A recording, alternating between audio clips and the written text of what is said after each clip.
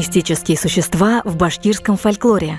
Бисура – лесные человечки, чаще женщины в красных рубашках, которые склоняют случайно забредших в лес людей к сожительству, а потом покровительствуют им, помогая разбогатеть. Албасты – злой дух в виде уродливой обнаженной женщины с длинными растрепанными волосами и обвисшей грудью. Албасты – скитающаяся душа человека, умершего неестественной смертью. Шурале – дух леса, аналог лешего в башкирском фольклоре.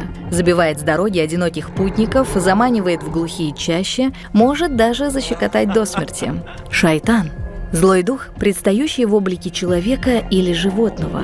Являясь представителем дьявола, он постоянно подталкивает людей к совершению греха. Девы – злые, антропоморфные великаны с рогами, живущие в горных пещерах. Всячески вредят людям, похищают женщин, чтобы съесть или с целью сожительства.